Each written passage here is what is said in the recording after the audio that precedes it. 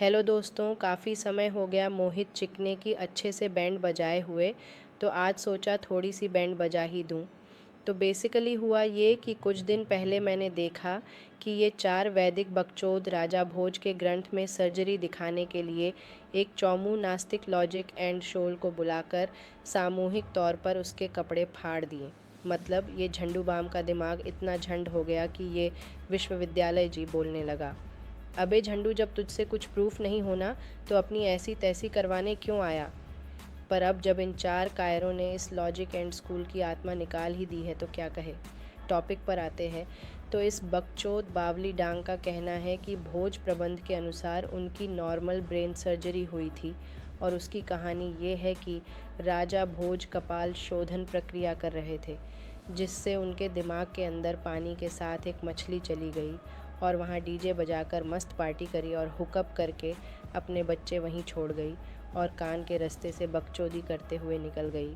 अब राजा भोज का सर ज़ोर ज़ोर से दर्द करने लगा और फिर आयुर्वेद के कुछ वैद्य ढोलक बजाते हुए आए और उन्होंने उसका ऑपरेशन किया, जिसमें कपाल को हटाकर दिमाग से फिशेस को निकाला और फिर वापस से भोज के माथे को ठीक कर दिया और इस तरह भारत की पहली ब्रेन सर्जरी हुई।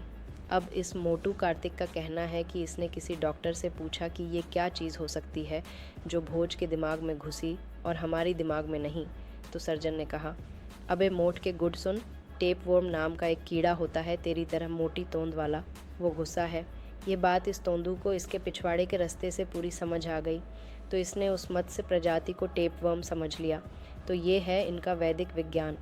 अभी इससे पहले कि मैं चार शब्द इन झंडू बाम की तशरीफ़ में कहूँ, मुझे ये कहना है कि अबे चमन चूरन, तूने कौन सी रिसर्च ऑर्गेनाइजेशन भी DRO बनाई है जहाँ ऐसी घटिया और टट्टी रिसर्च होती है? ऊपर से ये अलादीन का चिराग उसमें डायरेक्टर बन के बैठ गया। अच्छा मजाक चल रहा है। तो अब इस डायरेक्टर और इस मोट के गुड़ की सो कॉल्ड रिसर्च की बखिया उधेड़ते हैं। पहले तो ये बता नटवर लाल कि कपाल शुद्धि की प्रक्रिया में कैसे किसी के ब्रेन में कोई छोटे से छोटा कीड़ा या सूक्ष्म जीव घुस सकता है। चाहे कोई भी योग क्रिया हो, चाहे नेति हो या प्राणायाम, किसी में भी ब्रेन के अंदर कोई सूक्ष्म जीव घुस ही नहीं सकता। ब्लड ब्रेन बैरियर होता है। ब्रेन में नाक या मुंह के ज़रिए कुछ भी घुसने का कोई रास्ता ही नहीं होता। लेकिन इन वैदिक झंड प्रकाश ने इस बात को मान लिया कि ब्रेन के अंदर कोई सूक्ष्म जीव या मछली घुस भी गई और कान के रास्ते से निकल भी गई।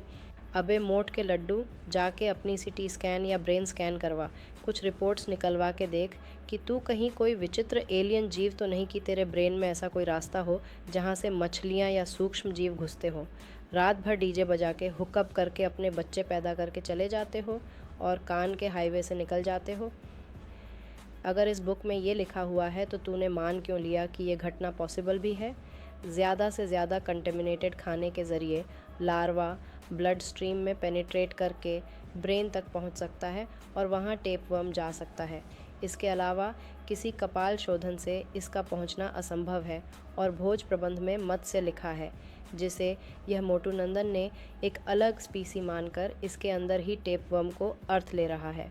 अब इस प्रातः स्मरणीय मोदक लवर से पूछो कि टेपवर्म एक कीड़ा है, उसका मत्स्य से दूर दूर तक कोई रिलेशन नहीं है, तो फिर मोदक लवर ने ऐसा अर्थ क्यों लिया? जब स्टोरी ही इतनी बकवास है जिसका कोई सर पैर नहीं, उसमें तुम विज्ञान ढूंढकर रिसर्च ऑर्गेनाइजेशन के CEO बन के बैठे हो। मुझे लगता है ये मोटू वहाँ सिर्फ मोदक खाता है और रिसर्च के नाम पर ऐसी बकवास दिन रात पेलता है, और इस झंडूबाम लॉगिन सोल जैसे झंडू को इतना भी समझ नहीं आएगा और बनेगा नास्तिक। तो भाई इस वीडियो में इन सब ने एक दूसरे को भाड़ का नास्तिक और भाड़े का आस्तिक साबित किया है और कुछ नहीं। मुझे ये विज्ञान दर्शन की टीम ही दिहाड़ी की आस्तिक लगती है। अब ये लोग इतनी बकवास करते हैं कि मुझे व्यर्थ में इनके ऊपर इतनी बकचोदी करनी पड़ी। अब देश में साइंस के ख़िलाफ़ नेगेटिविटी फैलाओगे तो ऐसे ही रेले जाओगे, पता नहीं कहाँ कहाँ से आ जाते हैं। मेरा फालतू टाइम वेस्ट किया इन झंडू बाम ने। Bye guys, share this video to all of these Jhandu Balm.